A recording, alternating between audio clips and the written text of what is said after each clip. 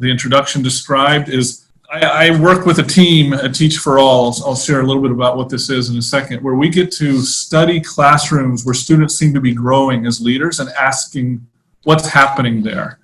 And we've got some choices to make together. Like I can take you to some of those classrooms, and that's really rich to see, but I think it's going to be really valuable to look at some of the patterns. What we've done is we've brought together people from, there's 52 countries in this network now. And I'd say we've had people from 40 something of them look at these classrooms together and try to distill out lessons. And that's what I really want to share with you today and get your critical friendship to them. But first, a little bit about where this is coming from. Again, my name is Farr. I live in Washington, D.C., but I'm in Mumbai right now. And I work at Teach for All, which is a network of organizations like Teach for India. They're all independent organizations. There's 52 of them as of this week. Welcome, Tanzania. Soon there'll be 60, soon there'll be 70. All of them are unified by the commitment to work to change education so it serves all children to fulfill their potential, right? Education, support, and opportunity for all children to grow as leaders for a better future for themselves, their communities, and all of us. And I work at a shop there called the Global Learning Lab. And we have just the ridiculously privileged, humbling opportunity to study classrooms across all of these cultural contexts that seem to really be growing students in that way and asking, what can we learn from them? So that's the frame for what we're going to share here. I'm torn because I want to go straight to what we've been learning. Like I can share those pieces. This is a map, by the way, of the countries that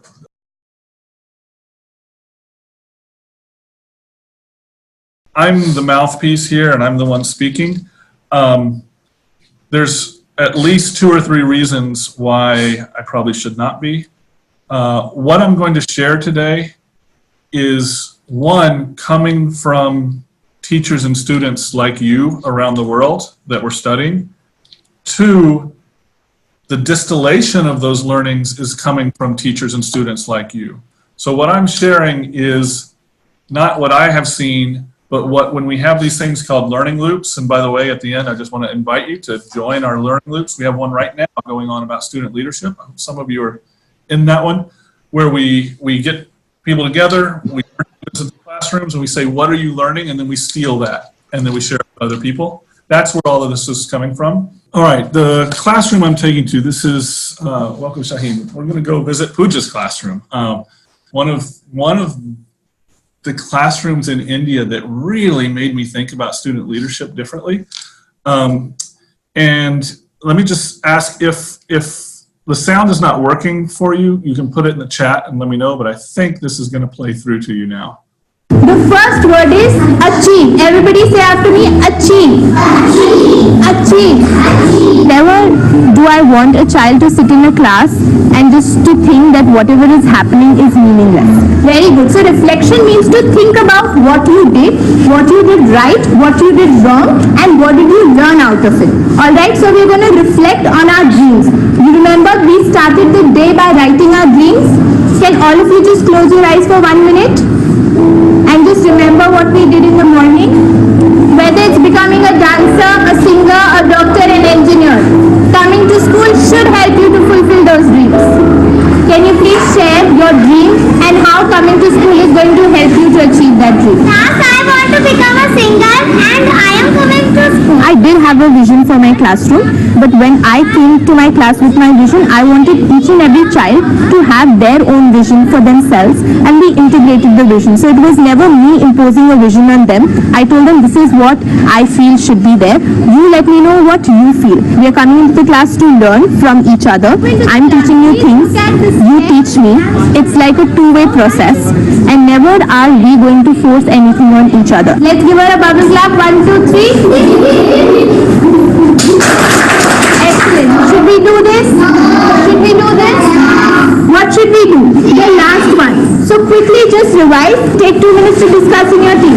I did not give them the vision for their teams. I said every team has their own flavor. So you tell me what are going to be the rules, what are going to be the values for your team, and that's how you're going to behave. So they knew that first they had to cater to themselves, but as soon as their work was done, they had to be sensitive towards the people around them and like take everybody together. Using sunlight and water. Teamwork is most important because in teamwork, if we are together, we can do anything. I try to express that what you bring to the table is going to be very different from what other people bring to the table. And together you just have so many ideas that you can just bring together to create a lot of magic. Team leaders, you will explain the process of germination and we will write these steps down in our notebooks. Okay? Every team has a team leader and the team leader behaves like a teacher. Inside the seed, it can grow because it is bad. So whenever a new concept is being taught, the team leader has to discuss with every member in the team what is being taught. So like after I do my role as a teacher, it's every team leader playing their role as a teacher. And after that, every pair in the class acts like a teacher. So they need to teach each other what is being taught. If somebody cannot speak their answers, I will push them to try. If you will try, then you can do it and answer the question. It really made them realize that they bring different flavors to the table and they can learn from it. That strength and unity is something I really hope always remains. That it's not just about you, it's not just about your work, it's about your buddy, it's about your team, it's about your class. You never come to me telling me, Didi, my work is done. Is your buddy's work done? Is your team's work done? Because it's really all of you together who will end up doing something in life. 5, 6, 5, 6, 7, grow, banana. It is very important to think beyond the classroom. Every team had to go in the communities and just go around, walk around and see something that bothers you. Come to class and discuss why did it bother me, what is wrong in that, and then try to find solutions. First, we all discuss the problem, we discuss why it happens, then we discuss if that problem is there, what will happen, then we do teamwork and find out the solution. So if it is a problem in your community, what can you do as children?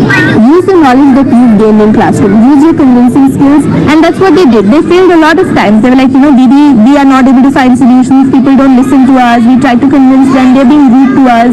But that's okay. You need to keep trying. It's a process which is going to take time, and you have to.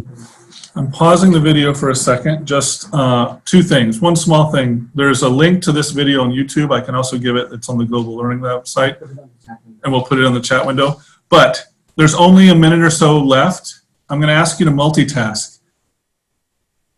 There's 100-something people here. And Facebook going. I mean, we have so much collective wisdom here. I can't help but ask. As you're watching this, what are you seeing that gives you any degree of confidence that students may be growing as leaders? What are some differences about this classroom? And I'd like you to go back to what you wrote in the chat at the beginning. We had such great ideas about what classrooms might look like, would be different in theory. Now you're seeing this classroom. Start to, as this finished, put some things down. What do you Fail a lot of times before you actually succeed. And after 10 failures, a small success used to make them so happy and so thrilled that they did not mind failing after that. So if right now we are able to see how the knowledge gained in the classroom is helping the child to make changes in the environment outside classroom, it will actually give us an idea of how when the child actually finishes his or her education and goes into the real world, how is the child going to be there. So I need to become a good person who help poor people to do their works, because I am thinking that if I am the poor people, how will I feel? I really hope that they always remember the Farr and unity. I really hope that even 10 years, 15 years down the line, that passion in them never dies away. How they can use their energy for their passion to just impact the community around, and how to take everybody together with them in achieving their goals.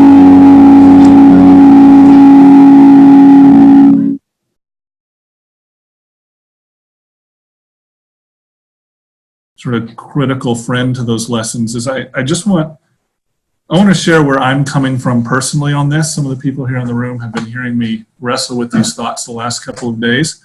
But I do want you to be able to take or leave this based on where it's coming from. You already heard how we're developing these studies by studying classrooms around the world and by crowdsourcing those studies. That's very important, I think, to what I'm going to share with you. But I also want to share, at least personally, why I'm obsessing about this question that this webinar is about. I have 3 kids at home. Ella, Jeremiah, and Clara, whom I love dearly, and I'm thinking a lot these days about the world that they're inheriting from the rest of us. And if you're like me, the news is hard, right? We face, in our communities, in our countries, and as a globe, we face just enormous challenges together, whether it is the environment, like Greta was marching for, whether it is growing intolerance and kind of a shrinking back, like narrowing the notion of who is we, happening in my country, it's happening in your country, it's happening around the world. Whether we think about global health, terrorism, there are all these challenges that we humanity have got to take on. And yet, the more I travel around the world to classrooms and schools, the more I come to understand that most children are being educated in systems that were designed for different children. So many, including, I would argue in the Indian context, has an education system that was imposed on its culture and context.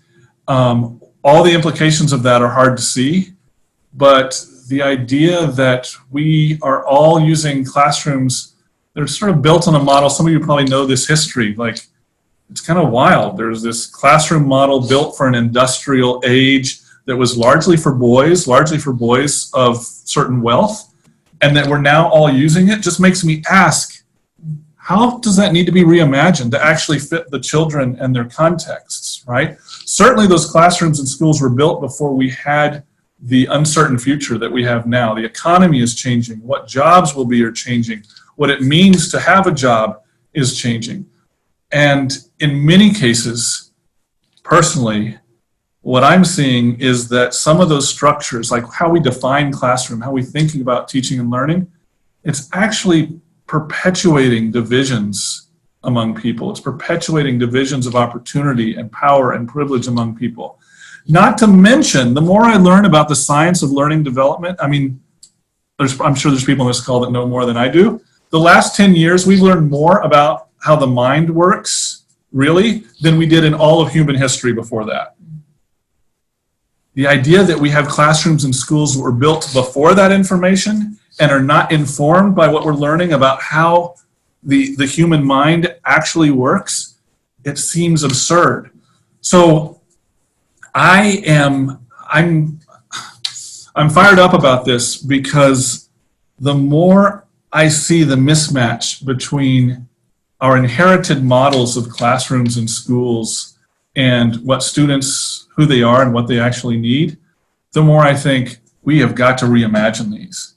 And the more I think the way to reimagine this is to involve students in reimagining their own education. Like, student leadership has to be the answer. And I do what I do because I believe learning from all of these classrooms around the world and all of these people trying and failing, like the natural laboratory of Teach for All, is, I think, enormously important, because we can learn from Pooja and her students, and we can learn from students like Rehan, and we can bring those together in conversations like this and say, how are we going to do things differently? Let's learn from each other. And that's the spirit of where this is all coming from.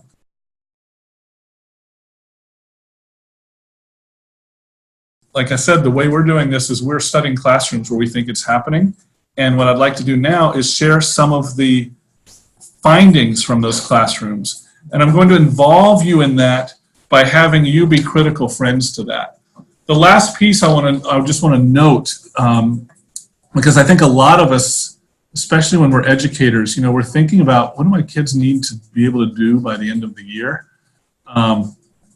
When we study these classrooms and ask, what are those teachers and students, like Pooja and her students, but imagine that we've got dozens and dozens and dozens of examples like that. And we say, forget about what the Ministry of Education is asking for. What are they valuing? What kind of growth do they want to see? We see these 4 patterns. Proficiencies, which absolutely is academic achievement and reading and writing and math, right? Pooja's students, they grew dramatically in their reading skills and their writing skills. There's no doubt that's there. But you know what else we hear from those students and those teachers and the families around them? They're saying, look, we value our students' growing awareness of their own assets, challenges they're going to face in the world. We hear them saying, we value our students' growth in dispositions. Are my students more likely to work hard when things get hard, right? They're resilient. And that last one, this one's so big, I just can't tell you how striking it is to visit a classroom in India and Ecuador and in Baltimore and in Chile and in France and have almost the same thing said to me, which is we value our students' growing agency, their ownership of being able to see problems and solve them. These teachers say that's as important as the reading and writing. In fact, that's how we get to the reading and writing, is through growing our students' agency. What's striking to me about these outcomes is that so often the teacher rubrics, some of them I have helped design, get to proficiencies at the expense of those other outcomes, not because of those other outcomes. And what we're going to do today is we're going to ask ourselves, I'm going to share with you some of the patterns in classrooms where, from what we can see, students are growing in these 4, I'm going to call them student leadership outcomes, all together. A little bit of a footnote, if this triggers your interest, you can go to the Global Learning Lab website, which we can share, and we have a repository that we've collected of ways all around the world that people are using to measure these things. How do I know that my students' awareness is growing? Well, there's some student surveys, people are trying this, trying that. There's no magic assessment, but these teachers are not just, saying it's awareness and I don't know. They can make an argument that my students' agency is growing and here's how I know. And I think that the more that we hold ourselves accountable to growing these kinds of student leadership outcomes, the more they help us learn what it takes to get to them. And that's where we're about to head.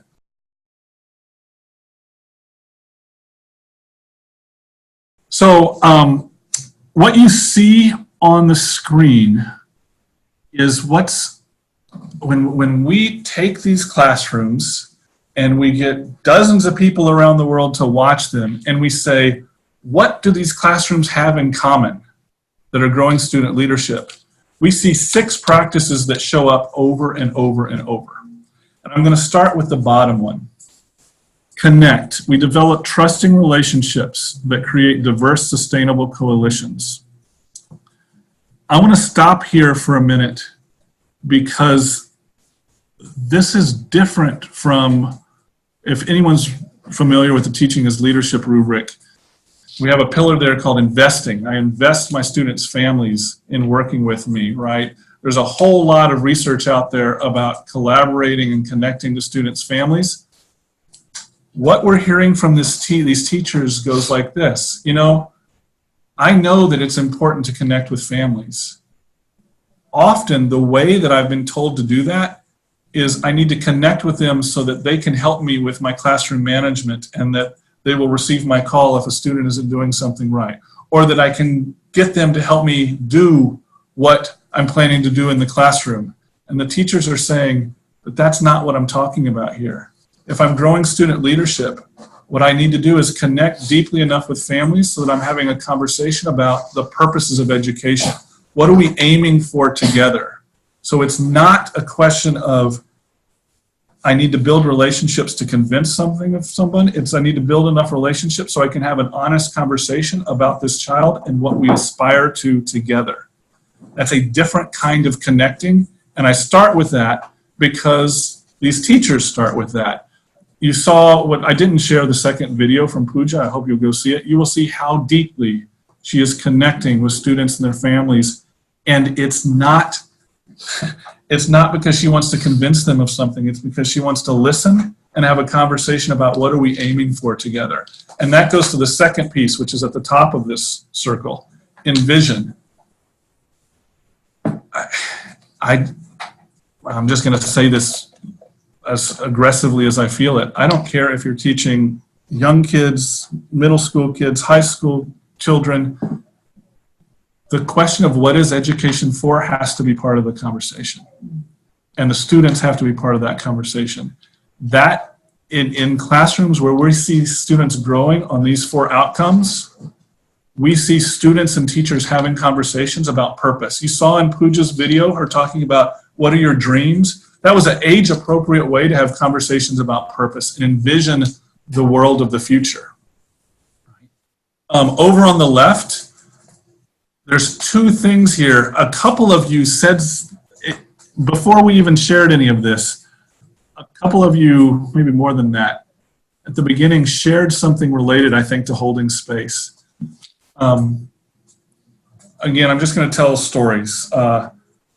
18 months ago, almost 2 years ago, we asked every partner organization in Teach for All to send 2 of their strongest teachers, which we defined as classrooms where students seem to be growing as leaders, to a conference. They came to London. The teachers thought they were coming to a professional development conference, and it sort of was. But we were studying those teachers and asking them, what are you doing? What are you doing differently from what you were taught that's really making a difference? Here's what we kept hearing.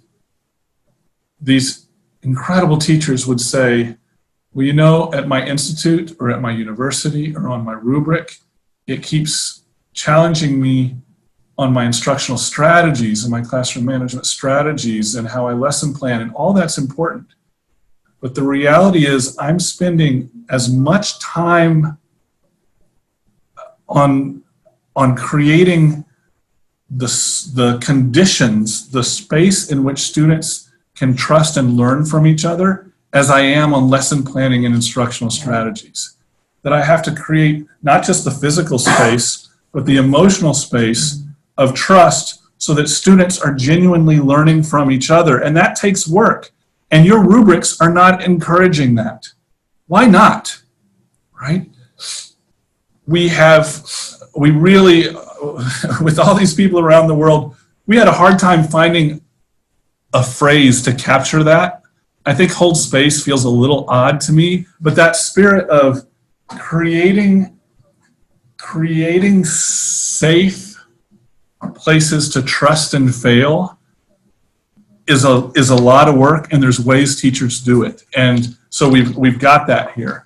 That the next one, facilitate, that is the things that are often in our rubrics. You do have to lesson plan, right? We do have to be able to question, and instructional strategies matter. But the key here, I think, is the pair of those, that teachers who are actually concerned about growing students' leadership, their proficiencies, agencies, awareness, are putting a lot of time into how they create the opportunity for students to learn from each other. I'm going to move over to the right. I promise I'm going to get you all engaged with this, but I just want to keep telling the stories about the patterns that are coming out of these learning loops. Build expertise. I mean, I think probably, I don't know if there's some kind of like no kidding emoji to put in here. People will just say, well, no kidding. You have to know your content. If you're teaching math, you not only have to understand math, you've got to understand how your children misunderstand math. And that's work, and it matters. And many teacher excellence models, including some that I have worked on, stay neutral as to the content. But what we're hearing from the teachers that we've studied is, you know what, it took a while, but until I understood the content and understood how my students received the content, I couldn't help them learn it in a way that grew their agency. Right? I could tell them the answers, I could tell them what they need to know, but if we're going to discover it together, I've really got to understand the content and understand how they learn it. And so growing student leadership on the path to chemistry or math or reading and writing, it requires just expertise in whatever your area is. And then that last one, this won't surprise any of you who are educators, we're just growing all the time. These teachers are saying, what a key factor in my students growing as leaders is me being a student with them. Like, my students know that I'm learning from them as they are learning from me. And that gives them power. That puts them in a position of thinking, yes, like, I have agency, right? It increases the dispositions of growth mindset because I'm modeling it. This is the point where I wish we were all sitting around the table drinking coffee and we'd say, like, what do you think of all that? What I'm going to do in a second is share with you some of the concrete actions that these teachers say, and this is what this looks like in my classroom. I'm going to overwhelm you with this slide and take it away from you. It's a lot, but you'll have a little time for it. But right now, I just want to stop and slow down and ask a couple of questions. And I'm going to, there's 100 and something people here. If you want to come off mute, this is a good time, but also in the chat, what is your reaction to these things? I see some things that I'll have to catch up a little bit. But the questions I have for you are, does this resonate? Are these things that you are already doing and thinking, well, of course, do you disagree with some of these things?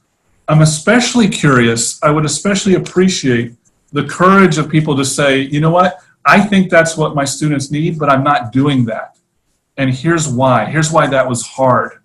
Because often the reaction we're having when we're sharing this is teachers saying, yeah, I feel the need to be that way, but ... And what are those things? What are the barriers to reimagining education in our daily actions? Again, I'm going to do one of these timeouts and take 60, 90 seconds for you just to think, read what your colleagues are saying. If someone wants to come off mute and share, I'd love it. But I'm going to be watching the chat too, just to see reactions. What are you thinking as you see these practices at a high altitude? And then we'll look at a lower altitude in just a moment. 2 different teachers in these studies, this was in London, they said, you know how some people say you have to shift from sage on the stage to guide on the side? Actually, an international phrase, but there was like this, and these 2 different teachers at different times said, I've always heard that, and I've thought, yeah, I'm trying to become guide on the side, but actually there's something else. And this goes to the point of student-centeredness is when I, as a teacher, am a learner. And those teachers were saying, it's when I design the lessons that we discover things together. I don't know the answers to them. That when we get to that point, that's when my students are learning the most, in part because they're seeing me learn and explore together with them. So I'm sorry, Annika, if that wasn't exactly the... No, it was. It was just as a school leader to drive a teacher or teachers for that matter from teacher-centered to student-centered strategy. There are multiple levers that you have to keep pulling and pushing, and then the different aspects that you have to take care of. So I was just trying to envision what would that look like, and if I had to design my PD for them or learning experiences for them, what would that mean for me? But I hear you. Yeah, well, and when I'm about to change the slide and give you some of the specific actions that these teachers have listed, take a look and you see if you find any of them helpful. I will also, this is getting ahead of ourselves, Annika, but when we have studied these, we call them transformational teachers. When we study these transformational teachers and we say, when you're not being that way, why not? Like, what's the but, ... But so often it's something internal. In fact, this happened in India. I was just telling you all this story. A year ago, working with some Teach for India staff and teachers, and we were talking about these things, and this, I believe he was a second-year teacher, said, I want to be the teacher that is truly a learner with the classroom. But when things start to go not well, when I start to get scared inside, I revert back to being the sage on the stage and taking over and taking control, because that feels safe to me.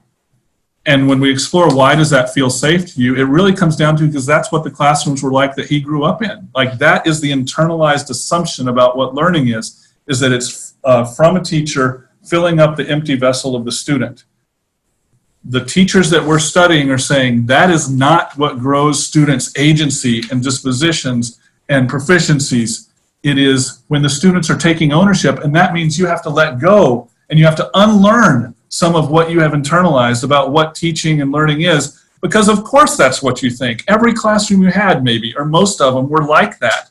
And so that feels like the safe place. But if you will work through the fear, you will find that it's going to be great, right? It is going to be great.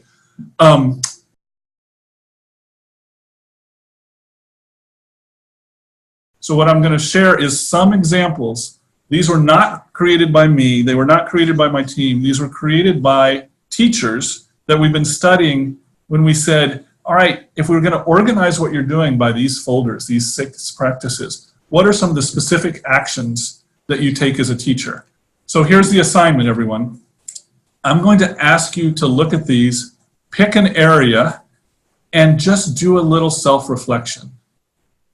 And what I want you to do is share in the chat, you know, I think I do this well. I think I do this, I could do this better. There's an idea I'd like to use. Whatever it is, what does it make you think about your own practice? Including, I think this action is a bad idea because ... right?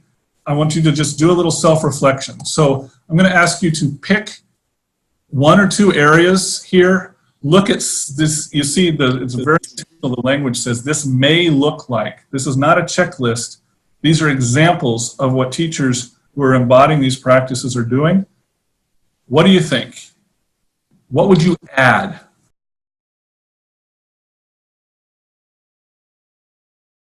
You know, I know it's going to be disappointing to say, I don't know. I don't. I will share, like, there's some things we can share here, and then I'm going to share some of the patterns I see in these teachers. These are things I feel very, very strongly about.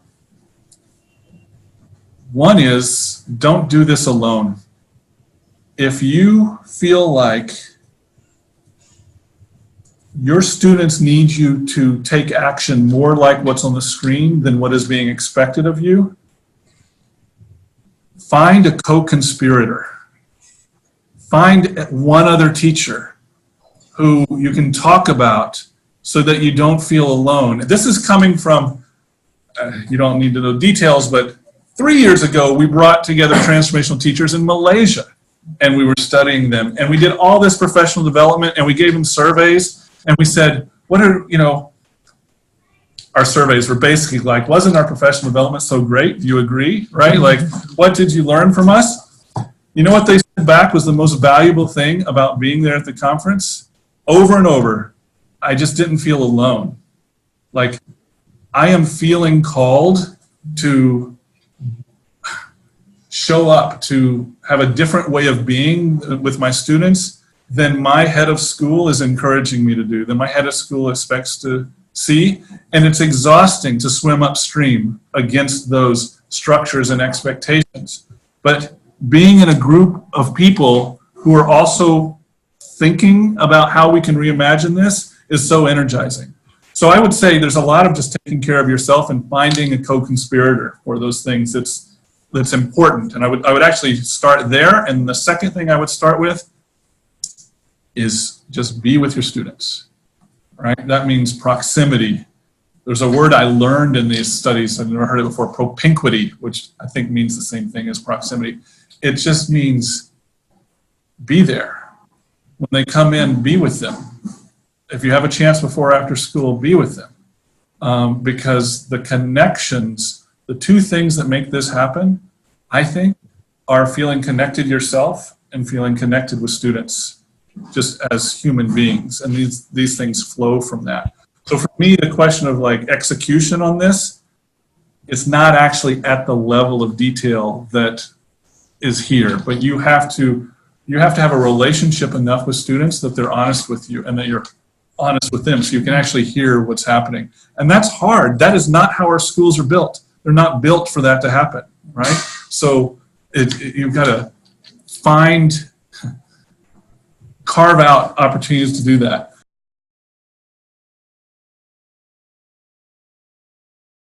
I just want to be clear before I say what I'm about to say. I'm a big believer in research. I really am.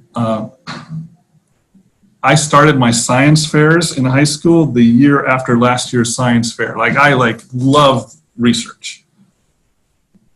Most education research asks what actions get to academic achievement.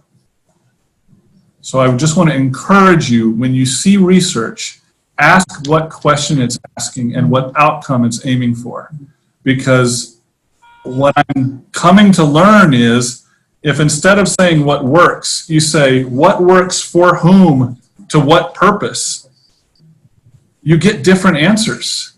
Because if you give me 3 students, I can get them to read and write in a way that takes away their agency, or I can get them to read and write in a way that grows their agency.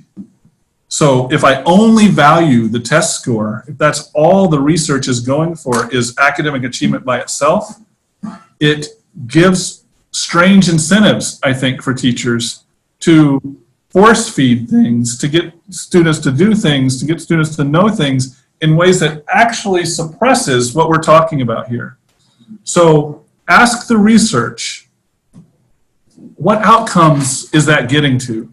And it's not that research for academic achievement is not valuable. I just think if we're talking about growing student leadership, we've also got to ask other questions of the research. So I've turned into a bit of a pain in these meetings. We get to go to some of these places, OECD and World Bank, and they're doing all this stuff with John Hattie. I truly do love those indicators, but anytime someone says do what works, ask for whom, in what context, to what end. Just ask the question, right? And I think there is so much to learn from these teachers around the world and these students around the world, like Pooja, that is not being captured by that research, that I just want to add this. Just add this to the conversation.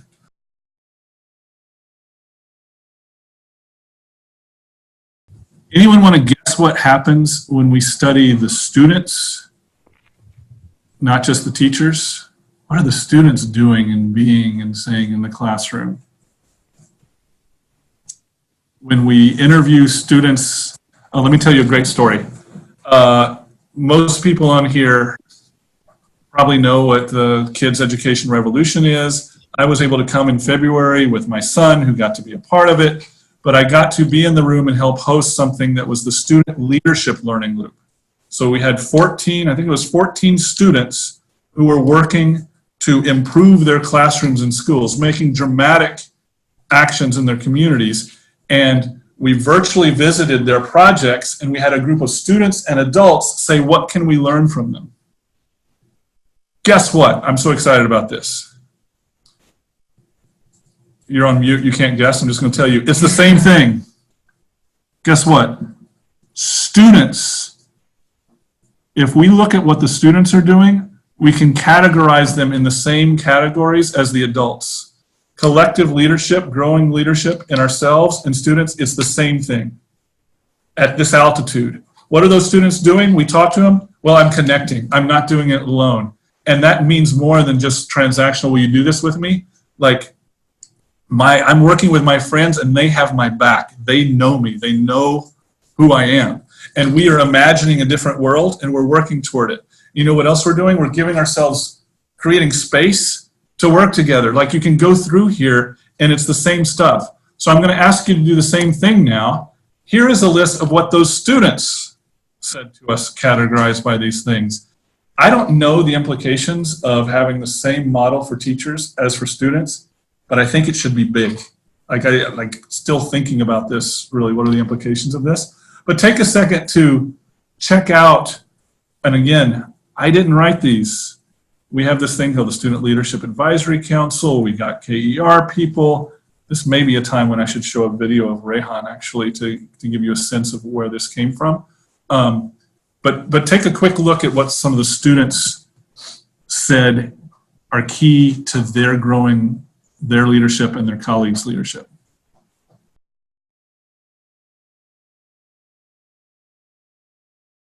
So I'm actually going to, this video is, I mean, it's only 8 or 10 minutes, so I'm not going to show the whole thing. So there was this one student whose project we learned about in this learning loop, and then I had the chance to meet him, who started an organization called Pencil Bricks.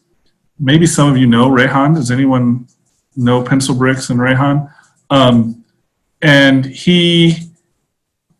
the general idea of Pencil Bricks was students getting together to help each other and take on challenges in their school and community. Fantastic. People know Rehan. This is so random. Some of you may know this. I just got an email from Rehan. He's going to see the Pope. Does anybody know this? I mean, he's on his way to Rome. I mean, it's nuts. So he started this co-founded, I think, this organization called Pencil Bricks. I'm going to skip ahead. He describes that it's students getting together before and after school, supporting each other, seeing what challenges they want to work on together. But then he started telling me about this challenge in his community, and that's what I want to share. I just want you to think about Rehan's, what leadership is he exhibiting, and think about it in terms of those paths. We started like we have a very big dump out there. So first of all, there was only one mountain. Now we have 7 mountains around. So every day there 4,000 tons garbage come. That is sure, we know that 4,000 tons garbage is coming, and it increase, and all the industries release their chemical there only. Like there is very much chemical which are mixed into it, and they create a very bad chemical for the soil, and it affects people in many ways. Like garbage mountain happen fire, so people will have so much pollution in their community, and water quality becomes so bad because they are releasing their chemical, so it go in soil and it affect to water. And if people have, some people purify, so it not work of it because it quality is very bad. So garbage mountain affect very much to us. So it is very big, like it would be like a building, like 6th, 7th floor. Okay, it is very big there, and you will climb it, no? So you will be like you are climbing a real mountain, you will feel, because it is so strong. They made it with the garbage, because every day garbage is coming, and they are making roads for the car and many things. So it affects the, like we have many type of 2, 3 or 5 type of garbage. One is veggie waste, rum waste, and plastic waste, and etc. So they are all mixed, so chemical creates, because they be for long time, so it go in soil, so it affects people. We have mosquitoes, we have different type of health effects. It affect to our health also.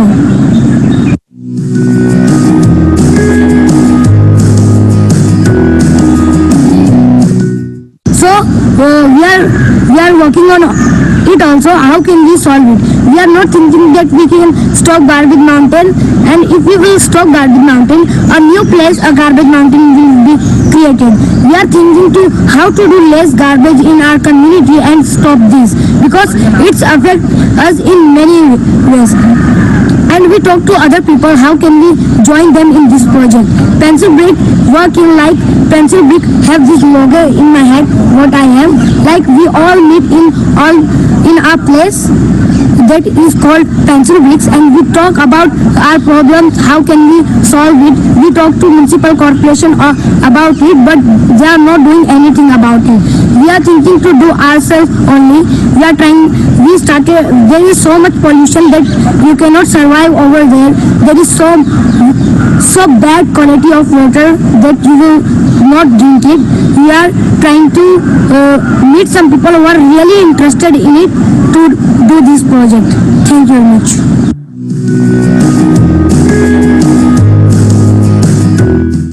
I climbed Garden Mountain because I want to show my people that this is illegal and this should be not done here because it is affecting us. I climbed Garden Mountain, I took some pictures, and some men come around me. They took me in a house. They were telling that they will beat me, they will kill me. They were angry on me. They were telling I will call him and they will kill you. That time I was not afraid that they will kill me. I was very angry because this is my community and they are telling me only. And I was thinking that if I will be afraid, someone else will come and a new Rehan will create in my community. He will come to solve it. They will do again this thing. I was angry and I said, if you want someone numbers, can I give you? Call him, go. So he was very angry on me and he was very angry. Then in few times I was angry and he was also. He said me, I will kill you. I said, in 5 minutes you will not let me go to my home. I will tell my friends or I will run and rush and I will tell my community people and put them over here. They were afraid. In some time they left me and I go to my community. But they take my iPad, so they delete all the photos that I was having, and I want my community people trust. Again in the morning I took all the pictures and I was not afraid that time because I want to show my community. And I show to my community and we go to them and we talk to them. And now also we are searching that who are the names, like they are not available now also. We are working still on this project. I was not scared because the people, it was my community, our community, and they were working illegal things in our community and they were telling to us only. That time I was angry and I was not little bit afraid of them because they think they are doing cool thing in my community and people will not tell them anything. This is our community. We are going to live here and we will solve all the problem of it. And pencil brick is with the community. Thank you.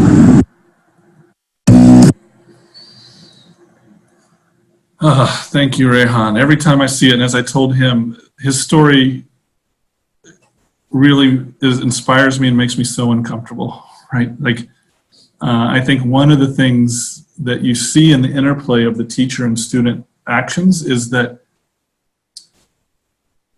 student leadership has to also come with creating safe place for students to practice that leadership, right? And it sounds like Rehan put himself in harm's way, and his courage I appreciate, but I also just think, oh my gosh. But I also think, is Rehan learning more from what he's doing with Garbage Mountain or school? And how could those be the same thing?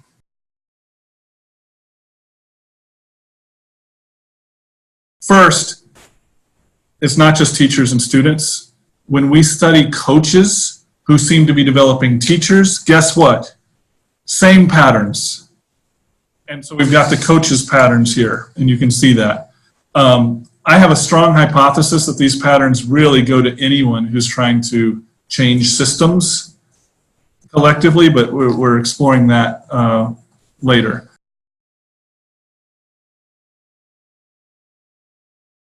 The next thing that I just want to point out so that you have the framing, but we're not going to talk about this much, is that what I shared with you here, these are actions, right? These are things teachers do.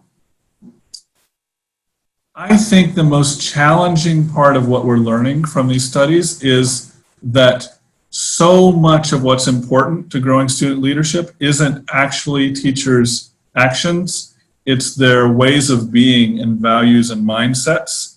We're calling these perspectives. And so there's another set of things here that again, can share links.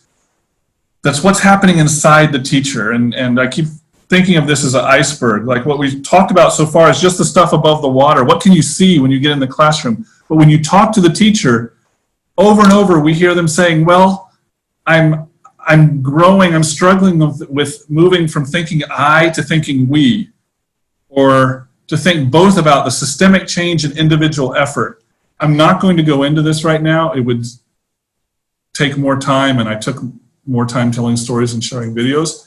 But this is very, very important, I think, to understanding what it takes, is what's happening inside you as a teacher.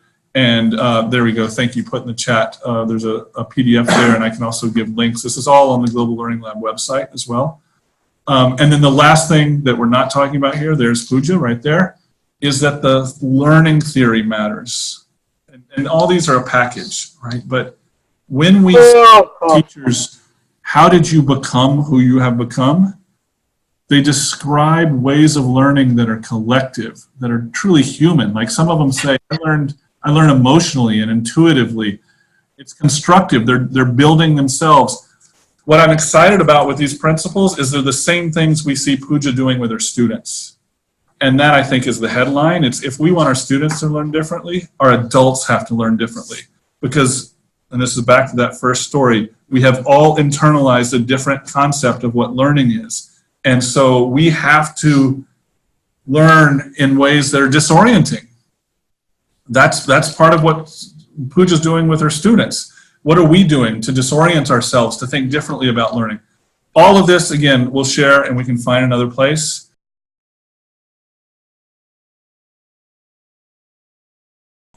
I share that question. Yes. I really do. I will tell here's what I think the answer is from my hypothesis. What's depressing to kids is not that there's problems in the world, but feeling helpless to solve them. And I keep thinking about this week, that exact question with Greta, like, these are the most dire, but those marches were so joyful, right? Like, there's so much fun and joy in being together and thinking, like, I have agency to solve a problem. And so I think that's where we have to focus. Yes, kids need to be kids. Kids are going to play. If anyone who has been to KER, it's playful. Like you can't stop it. It's fantastic. But the reality is, children know what's happening in the world, right? We're either going to shut them away and lie to them, or we've got to be honest and give them agency. And I think the answer to that challenge is agency. It's the lack of feeling like I can do something about it. So with my 7-year-old who sees these things, right? And it's kind of scary to hear people talking about the future, but one of her chores in our house is getting the recycling together. Like that's action, and that is age appropriate, and it gives some agency, and it makes her part of it. And I actually think that's the direction we have to go. That's very I see some things in the chat. Thinking too. Yeah. That keep thinking of the agency. I think so. Thanks.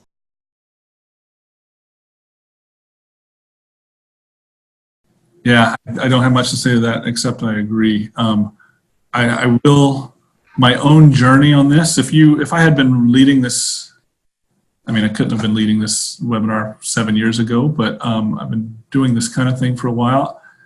I would have said, like, well, the key is these actions. Help people figure out how to do these actions.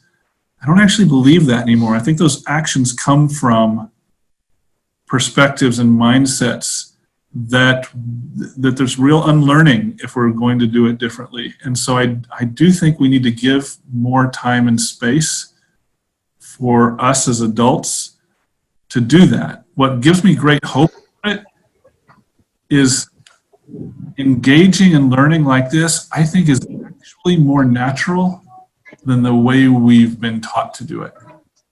It's more human, it's more relational. Some people look at these lists and think, oh my gosh, you're asking me to do so much. This is not more, it's different. And I will say this over and over. The teachers whose classrooms are like this are happier and they're more fulfilled. And I don't think they're working longer hours. They're sharing the load with students, and it's a little messier and it's a little less predictable. But it's not that you've got to do everything and then add on. It's that you've got to start in a different place, which is in the connecting and the purpose. It means that you have to take some risks and let students learn and fail. And so your energy goes to a different place. But I think that we can do it with conversations like this and noting, you know, I truly don't know exactly what it looks like systemically, but I'm hoping to like. Yeah. So what you're saying is like, of course, I agree with every single point.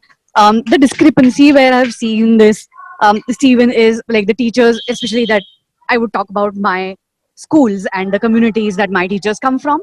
I have found that there is so much of dissonance in their private lives and what is expected in their professional life.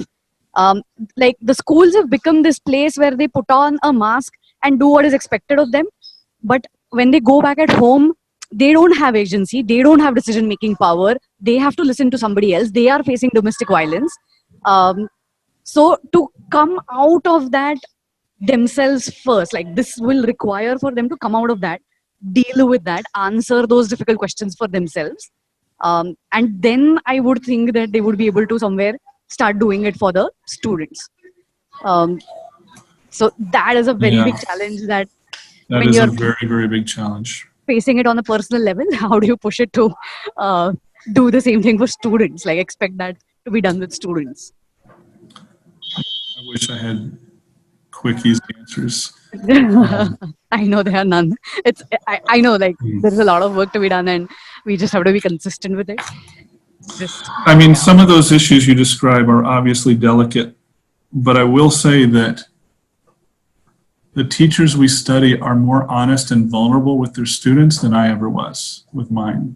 And I think there's something in that. Like,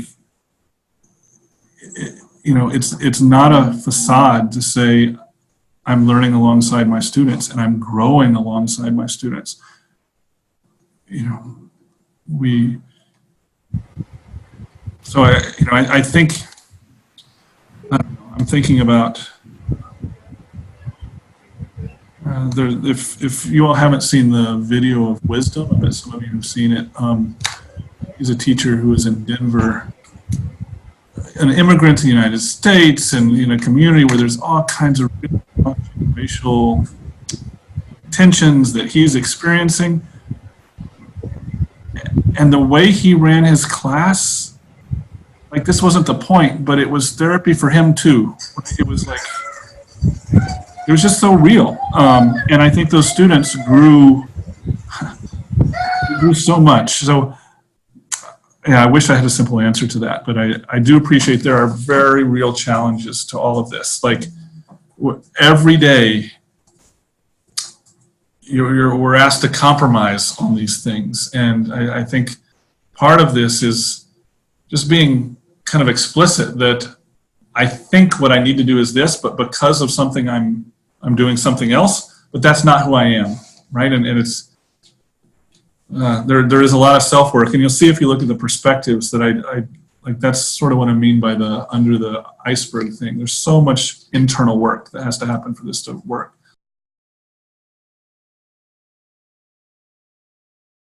Cam, let me just end with a quick invitation. On the screen, I can put it in the chat, is our website. As I said at the beginning, all I am doing is sharing other people's ideas, but I have the platform to do that. If you would like to join us on some of those learning loops, I can't even remember what the next one, the student leadership one is ending October 2nd, and then we'll have more and we'll have more. Or some of the workshops that we're doing, any of that, please do. I really appreciate the time. I'm going to save this chat, not just for Rehan, but for me. I think I could probably improve what was on the screen a lot just by the ideas coming from you all, and that's the whole point of this. So many, many thanks for the time on your long days and evenings. Really appreciate